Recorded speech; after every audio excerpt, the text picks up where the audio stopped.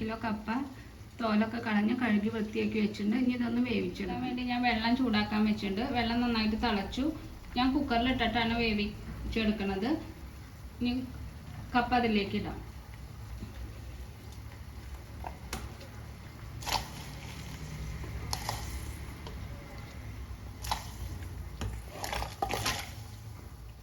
ഇനി ഇതിലേക്ക് കുറച്ച് ഉപ്പിട്ട് കൊടുക്കാം. ഇനി ഇതൊന്ന് അടച്ചു വെച്ചിട്ട് ഒരു വിസിൽ വരുന്നത് വരെ വേവിച്ചെടുക്കാം. കപ്പ അവിടെ ഇരുന്ന് വേവട്ടെ. അപ്പോഴേക്ക് നമുക്ക് കുറച്ച് സാധനങ്ങൾ ചതച്ചെടുക്കാം. ഈ ചതയ്ക്കാനുള്ള സാധനങ്ങൾ 8 ചുവന്നുള്ളി എടുത്തിട്ടുണ്ട്. പിന്നെ എരിവിനനുസരിച്ച് പച്ചമുളക്. ഞാൻ ഇവിടെ 4 പച്ചമുളകാണ് എടുത്തിരിക്കുന്നത്. ഇനി ഇതൊന്ന് ചതച്ചെടുക്കാം. കപ്പയൊക്കെ വെന്തോ നോക്കാം.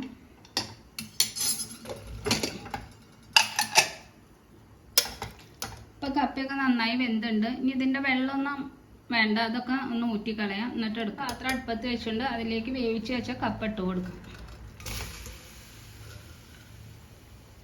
ചതച്ച് വെച്ച ചുവന്നുള്ളിയും പച്ചമുളകും ഇട്ട് കൊടുക്കാം. നന്നായിട്ടൊന്ന് മിക്സ് ചെയ്യട്ടെ. ഇനി അതിലേക്ക് ഞാനിവിടെ 2 കപ്പ് തേങ്ങാപ്പാൽ എടുത്തിട്ടുണ്ട്. കുറച്ച് ലൂസായിട്ടുള്ള പാലാണ് എടുത്തിരിക്കുന്നത്. അത് ഒഴിച്ചു കൊടുക്കാം. എന്നിട്ട് ഇതിൽ കിടന്നിട്ട് ഈ കപ്പ നന്നായിട്ട് ഉടഞ്ഞ് വരട്ടെ.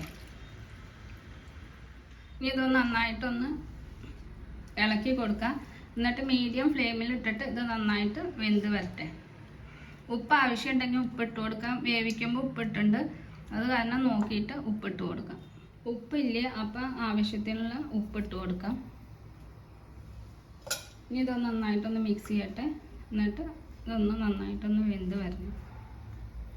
അപ്പോൾ കപ്പയെല്ലാം നന്നായിട്ട് വെന്ത് കുറുകി വന്നിട്ടുണ്ട്.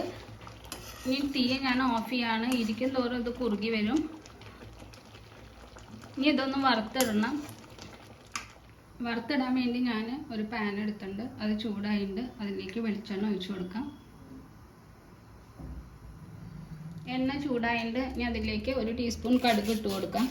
കടുക് പൊട്ടി വന്നിട്ട് ഇനി അതിലേക്ക് 4 ചെറിയ ഉള്ളി ചെറുതായിട്ട് അരിഞ്ഞത് അത് ഇട്ട് കൊടുക്കാം. ഇനി ഈ ഉള്ളി ഒന്ന് മൂത്ത് വരണം.